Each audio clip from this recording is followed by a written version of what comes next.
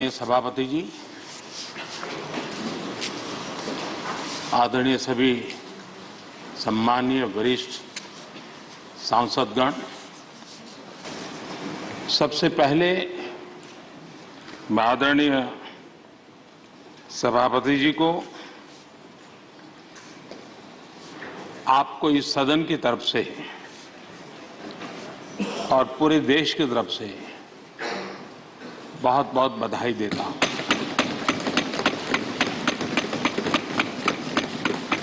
आपने एक सामान्य परिवार से आकर के संघर्षों के बीच जीवन यात्रा को आगे बढ़ाते हुए आज जिस स्थान पर पहुंचे हैं वो देश के कई लोगों के लिए अपने आप में एक प्रेरणा का कारण है। इस उच्च सदन में इस गरिमामय आसन को आप सुशोभित कर रहे हैं और मैं कहूंगा कि किठाना के लाल उनकी जो उपलब्धियां लोग देश देख रहा है तो देश की खुशी का ठिकाना नहीं है।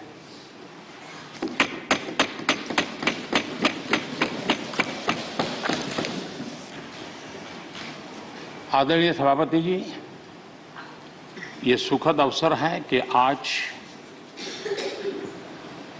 आर्म फोर्सेस फ्लैग डे भी है।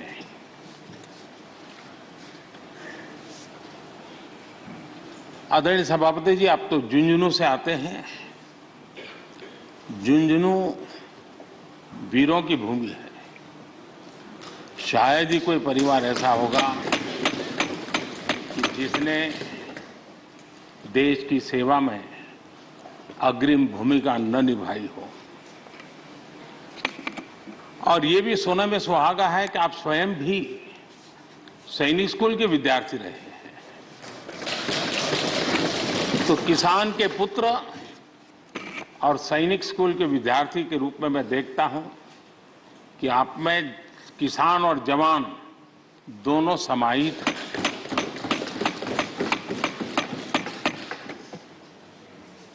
मैं आपकी अध्यक्षता में इस सदन से सभी देशवासियों को आर्म फोर्सेस फ्लैग डे की भी शुभकामनाएं देता हूं।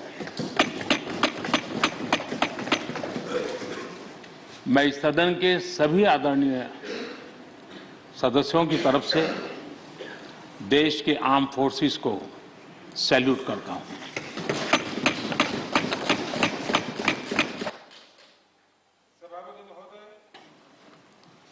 आज संसद का ये उच्च सदन एक ऐसे समय में आपका स्वागत कर रहा है जब देश दो महत्वपूर्ण अवसरों का साक्षी बना है। अभी कुछ ही दिन पहले दुनिया ने भारत को G20 समूह की मेजबानी का दायित्व सौंपा है।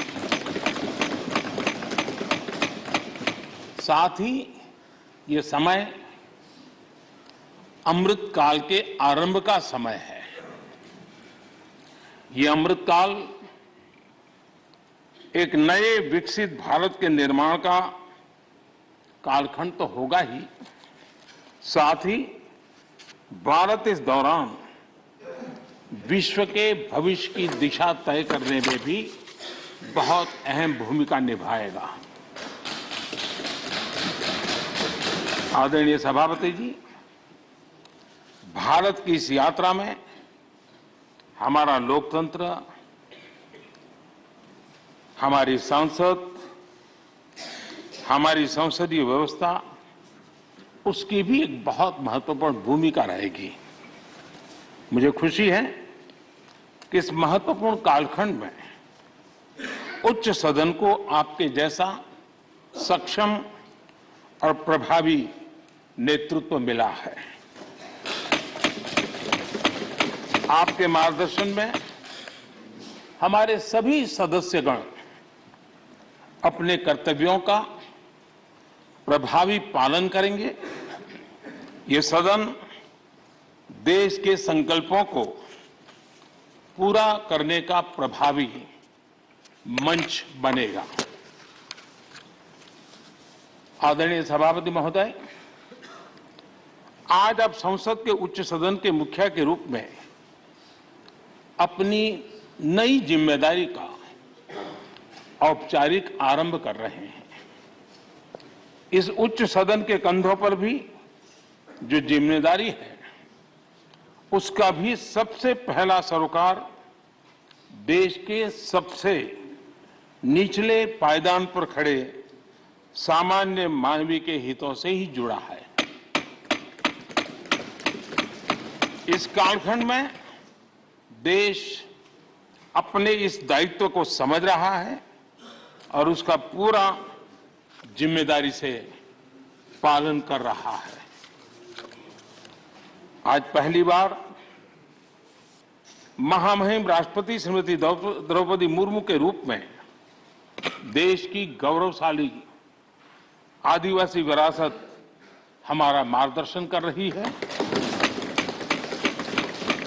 इसके पहले भी श्री रामनाथ कोविंद जी ऐसे ही वंचित समाज से निकलकर देश के सर्वोच्च पद पर पहुंचे थे और अब एक किसान के बेटे के रूप में आप भी करोड़ों देशवासियों की, गांव, गरीब और किसान की ऊर्जा का प्रतिनिधित्व कर रहे हैं।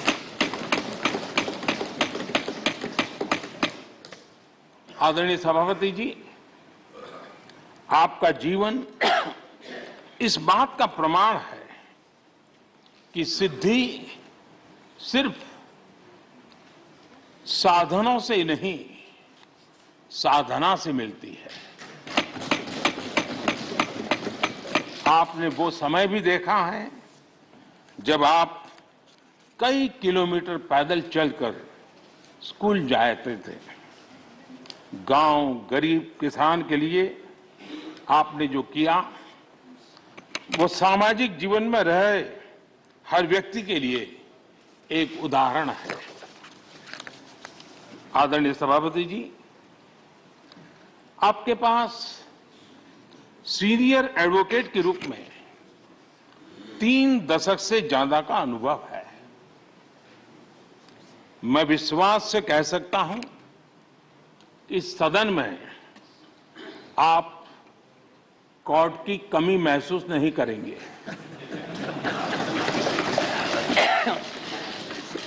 क्योंकि राज्यसभा में बहुत बड़ी मात्रा में वो लोग ज्यादा हैं जो आपको सुप्रीम कोर्ट में मिला करते थे और इसलिए वो मूड और मिजाज भी आपको यहां पर जरूर अदालत की याद दिलाता रहेगा। आपने विधायक से लेकर सांसद, केंद्रीय मंत्री, गवर्नर तक की भूमिका में भी काम किया है। इन सभी भूमिकाओं में जो एक बात कॉमन रही वो है देश के विकास और लोकतांत्रिक मूल्यों के लिए आपकी निष्ठा। निश्चित तौर पर आपके अनुभव देश और लोकतंत्र के लिए बहुत ही महत्वपूर्ण है। आदरणीय सभापति जी, आप राजनीति में रहकर भी दलगत सीमाओं से ऊपर उठकर सबको साथ जोड़कर काम करते रहे हैं। उपराष्ट्रपति के चुनाव में भी आपके लिए सबका वो अपनापन हमने स्पष्ट रूप से देखा।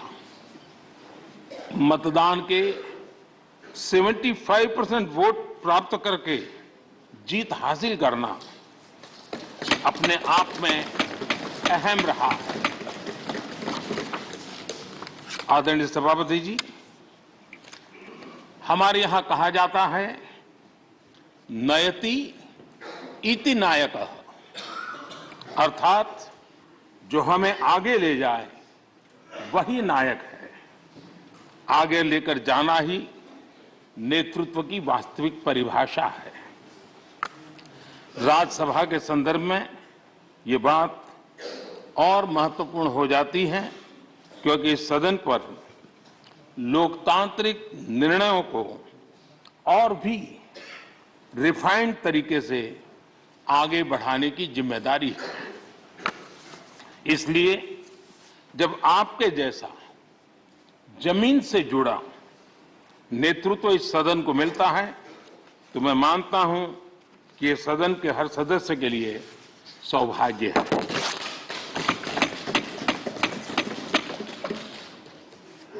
आदरणीय सभापति जी, राज्यसभा देश की महान लोकतांत्रिक विरासत की एक संवाहक भी रही है और उसकी शक्ति भी रही है।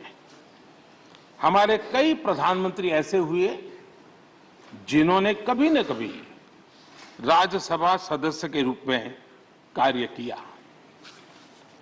अनेक उत्कृष्ट नेताओं की संसदीय यात्रा राज्यसभा से शुरू हुई थी। इसलिए इस सदन की गरिमा को बनाए रखने और आगे बढ़ाने के लिए एक मजबूत जिम्मेदारी हम सभी के ऊपर है। आदरणीय सभापति जी, मुझे विश्वास है कि आपके मार्गदर्शन में ये सदन अपनी इस विरासत को, अपनी इस गरिमा को आगे बढ़ाएगा, नई ऊंचाइयां देगा। सदन की गंभीर चर्चाएं, लोकतांत्रिक विमर्श लोकतंत्र की जननी के रूप में हमारे गौरव को और अधिक ताकत देंगे। आदरणीय सभापति महोदय जी, पिछले सत्र तक हमारे पूर्व उपराष्ट्रपति जी और पूर्व सभापति जी इस सदन का मार्गदर्शन करते थे और उनकी शब्द रचनाएं, उनकी तुकबंदी सदन को हमेशा प्रसन्न रखती थी। ठहाके लेने के लिए बड़ा अवसर मिलता था। मुझे विश्वास है कि आपका जो हाजिर जवाबी स्वभाव है वो उस कमी को कभी खलने नहीं देगा और आप सदन को वो लाभ भी देते रहेंगे। इसी के साथ मैं पूरे सदन की तरफ से, देश की तरफ से, मेरी तरफ से आपको बहुत बहुत शुभकामनाएं देता हूं। धन्यवाद।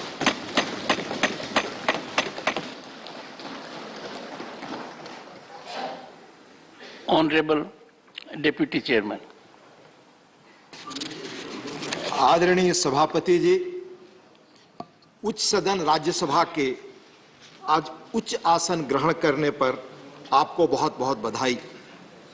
शीतकालीन सत्र के पहले दिन बहुत गर्मजोशी व आत्मीयता से आपका अभिनंदन।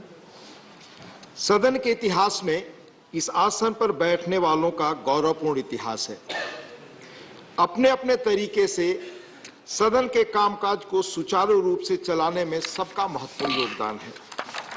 इनमें से कुछ लोग संसदीय बैकग्राउंड से थे, कुछ संसदीय जीवन के बाहर से भी आए, पर आपको पब्लिक और पार्लियामेंट्री लाइफ दोनों का विस्तृत अनुभव है। माननीय प्रधानमंत्री जी ने बहुत विस्तार से आपके जीवन के बारे में बताया। आप साधारण किसान परिवार में जन्मे, स्कूल की आरंभिक शिक्षा गांव में हुई। इसके बाद तरह तरह के संघर्ष व कठिनाइयों के बीच अपनी प्रतिभा के बल आप सैनिक स्कूल चित्तौड़गढ़ पहुंचे। वहां से प्रतिष्ठित महाराजा कॉलेज जयपुर से विज्ञान से स्नातक की पढ़ाई की। फिर लॉ की डिग्री आपने राजस्थान विश्वविद्यालय से ली। इसके बाद जिला स्तर से लेकर हाई कोर्ट और सुप्रीम कोर्ट तक लंबे समय तक वकालत की, यानी ग्रास रूट से लेकर ऊपर तक लीगल सिस्टम का भी लंबा और समृद्ध अनुभव आपको है। फिर आप विधानसभा और लोकसभा के सदस्य रहे। आप केंद्र सरकार में मंत्री रहे, जहां संसदीय मंत्रालय का कामकाज आपने संभाला। इसके बाद राज्यपाल का दायित्व भी संभाला। इस तरह गांव के परिवेश से निकलकर लीगल और संसदीय क्षेत्रों का लंबा और समृद्ध अनुभव लेकर आज आप इस मुकाम पर पहुंचे हैं। पुनः आपका अभिनंदन और बहुत बधाई। ऐसा मानता हूं कि आपके रिच एक्सपीरियंस के साथ लंबा सार्वजनिक जीवन आपको इस सदन के संचालन एवं माननीय सदस्यों के संरक्षक जैसी चैलेंजिंग भूमिका का बहुत बेहतर ढंग से निर्वाह में मदद करेगा। आपके सौम्य स्वभाव और व्यवहार कुशलता के संदर्भ में हिंदी मुहावरे को पुनः मैं रिपीट कर रहा हूं, जो माननीय प्रधानमंत्री जी ने कहा, सोने पे सुहागा जैसी बात है। सदन के कामकाज में हम सबका सहयोग आपको हमेशा मिलेगा। आपको पुनः बधाई व शुभकामनाओं के साथ अपनी बात खत्म करता हूं। आपने बोलने का मौका दिया, बहुत बहुत धन्यवाद। Honorable Leader of the Opposition.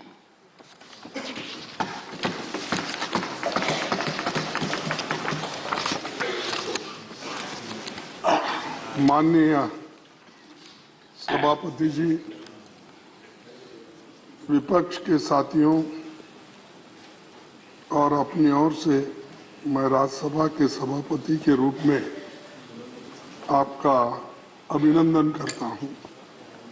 देश के दूसरे सबसे बड़े संवैधानिक पद उपराष्ट्रपति की जिम्मेदारी आपने 11 अगस्त 2022 को संभाल ली थी। वैसे तो व्यक्तिगत तौर पर आपसे मिलकर आपको बधाई दे चुका हूं, लेकिन अपर हाउस में सभापति के रूप में आपके स्वागत का मौका हमें आज मिला है। प्रधानमंत्री जी ने आपके कामकाज के बारे में और व्यक्तित्व के बारे में बहुत कुछ हमें बताए और बहुत कुछ रोशनी उन्होंने डाली। मैं वो फिर से दोहराना नहीं चाहता।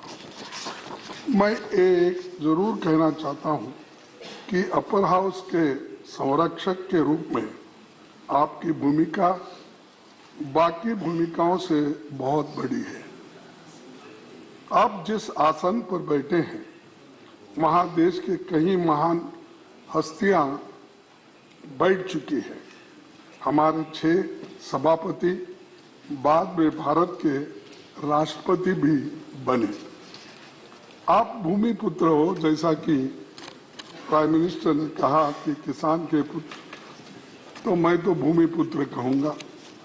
राजस्थान के एक गांव से उपराष्ट्रपति और राज्यसभा के सभापति जैसे बड़े ओहदे तक आप पहुंचे हैं। संसदीय परंपराओं को आप समझते हैं। 9वीं लोकसभा में आप चुने गए थे और पार्लियामेंट्री अफेयर्स मिनिस्टर में उपमंत्री रहे थे। राजस्थान विधानसभा में एमएलए और पश्चिम बंगाल में कई सालों तक आप राज्यपाल रहे। कोऑपरेटिव मूवमेंट में और कई खेल संगठनों में आप जुड़े रहे। पढ़ने लिखने में आपकी रुचि है। आपका प्रोफाइल बहुत बड़ा है। मैंने पढ़ा, हमारे देश में संविधान सबसे ऊपर है। संसद के लोकतांत्रिक व्यवस्था का आधार स्तंभ है। संसद के पास संविधान संशोधन का भी अधिकार है। राज्यसभा और लोकसभा मिलकर भारत की संसद बनती है। कोई अकेला सदन खुद में पूर्ण नहीं है।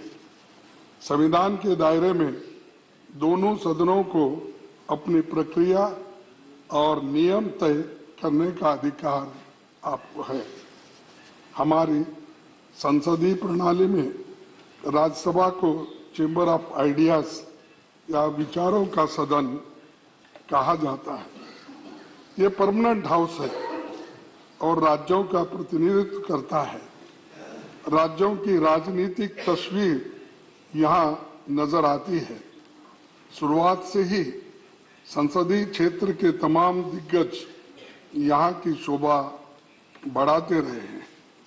राज्यसभा ने भारतीय लोकतंत्र में संवाद की परंपरा को मजबूती दी है। अलग अलग विचारधाराओं की राजनीति का केंद्र होने के बाद भी यहाँ सबका लक्ष्य देश की तरक्की और उन्नति के बारे में हम हमेशा सोचते रहते हैं और सभी यही चाहते हैं जनता के सवालों पर गंभीर चर्चा हो और समस्याओं का समाधान निकाले। आपको सभा के दोनों पक्षों की हालत, नियमों, मेंबर्स के अधिकारों और भावनाओं की जानकारी है। जैसे संसद दो सदनों के मिलकर बनती है, उसी तरह लोकतंत्र सत्ता पक्ष और विपक्ष के दो पहियों पर चलता है। दोनों का अपना महत्व है, इसीलिए तो लोकतंत्र, इसी को तो लोकतंत्र यशस्वी बनाया जा सकता है। बाबा साहब ने संसद की कार्यवाही को असरदार बनाने के लिए दोनों सदनों के लिए स्वतंत्र सचिवालय के गठन की बात कही थी। पंडित जवाहरलाल नेहरू जी के प्रयासों से राज्यसभा सांसदों को पब्लिक अकाउंट्स कमेटी और कमेटी ऑन पब्लिक अंडरटेकिंग्स जैसी फाइनेंशियल समितियों की सदस्यता मिली थी। पंडित जवाहरलाल नेहरू जी ने कभी राज्यसभा के अधिकार को कम नहीं होने दिया। 1953 में बजट सत्र के दौरान उन्होंने साफ कहा था कि लोकसभा और राज्यसभा मिलकर भारत की संसद बनाते हैं। हमारे संविधान के अनुसार दोनों सदनों की अथॉरिटी के बीच मनी बिल्स को छोड़कर कोई अंतर नहीं है। आज जब मैं ये बातें कह रहा हूं तो हमें बहुत कुछ बातें याद आ रही हैं। विपक्ष के लोग संख्या बल में भले ही कम हो, लेकिन आप जानते हैं कि उनके अनुभवों और तर्कों में ताकत रहती है। लेकिन समस्या ये है कि इनकी जगह नंबरों की गिनती होती है, ना कि विचारों के बारे में सोचा जाता है। एक दूसरी दिक्कत ये भी है कि हाउस की सिटिंग्स कम होने के कारण जनता के मुद्दों पर चर्चा के लिए उचित समय नहीं मिल पाता। गरीबों, दबे कुचले और SC/ST किसानों और अत्याचार के शिकार महिलाओं की हालत पर ढंग से बातें नहीं रख पाते और बिल्स भी बहुत जल्दबाजी में पास होते। पहले जहां संसद में साल के 100 दिनों से ज्यादा चलती थी, अब 60 से 70 दिन भी नहीं चल पाती। लेकिन हमारी आबादी, अपेक्षाएं और समस्याएं बड़ी है। पिछले एक दशक का आंकड़ा देखें तो 2012 में संसद की सबसे ज्यादा 74 सिटिंग्स हुई थी। इसके बाद 2016 में 72 सिटिंग्स हुई। हाउस में सिटिंग्स बढ़ेगी तो अच्छा नतीजा निकलेगा और मैं आपसे आशा करता हूं कि आपके नेतृत्व में चर्चा के दिन बढ़ेंगे। सभापति जी, आप तो कानून के जानकार हैं। आप इसे अच्छी तरह समझे कि कानून अगर जल्दबाजी में बनते हैं तो उनमें खामियां होते हैं और सुप्रीम कोर्ट, हाई कोर्ट के जो जजेस है उनकी टीका टिप्पणी भी हम पे होती रहती है। कई जजेसों ने भी ये काम किया है, उनका सही तात्पर्य नहीं निकलता और ऐसे कानूनों की क्वालिटी पर सुप्रीम कोर्ट और हाई कोर्ट की टिप्पणियां करता है। ये हमारी संसद की प्रणाली की सेहत और इमेज को ठीक नहीं लगता। तो इसलिए हम चाहते हैं कि बिल्स को ठीक से एग्जामिन करने के काम को सेलेक्ट, जॉइंट और निचले सदन में स्टैंडिंग कमेटी इस विभाग संबंधी संसदीय समिति को ज्यादा से ज्यादा भेजा जाए और बिल्स को इन समितियों में भेजे जाए, वहां इन पर विस्तार से चर्चा हो। राज्यसभा का यही मुख्य काम भी है। मैं इस संदर्भ में 13 मई 1952 में हुई राज्यसभा की पहली बैठक में सभापति डॉक्टर राधाकृष्णन जी की कही इस बात को जिक्र करना चाहूंगा।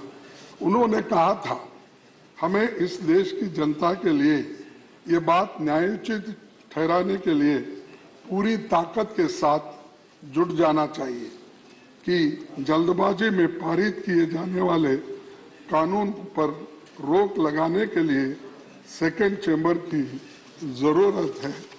इसीलिए इसके अध्यक्ष भी अब आप ये सेकेंड चेंबर के बने। इस मौके पर बहुत कुछ कहा जा सकता है, लेकिन मैंने कुछ बातें रखी है। उम्मीद करता हूं कि आप हमारी भावनाओं को समझेंगे। विपक्ष की ओर से हम यही कहना चाहेंगे कि आपको हम अपनी ओर से पूरा सहयोग देंगे। और मैं एक बात मैं कहना चाहता हूं, मुझे वो बात जरा खटक रही मुझे, क्योंकि जब कोई हमारे अपोजिशन के लोग मिलते हैं, हमारे पार्टी के लोग मिलते हैं, तो लास्ट यहाँ पर सदन में मैं कुछ एक शेर बोला था, शायरी बोली थी, उसके ऊपर ज्यादा से ज्यादा आप ध्यान देकर मुझे क्यों ऐसा कहे ये बात आपने बार बार कहा है, लेकिन मैं ये दोहराऊंगा कि इसको भी आप बुरा नहीं मानना चाहिए, क्योंकि ये सदन का है। मेरे बारे में कोई राय मत बनाना गालिब, मेरे बारे में कोई राय मत बनाना गालिब, मेरा वक्त भी बदलेगा, तेरी राय भी बदलेगी। तो ये कहते हुए मैं आपको धन्यवाद देता हूं और ये सदन बहुत सुरक्षित चलेगा और हम पूरी कोशिश करेंगे हर बात पर आपको सहकार देने के लिए। धन्यवाद। Shri Derek O'Brien.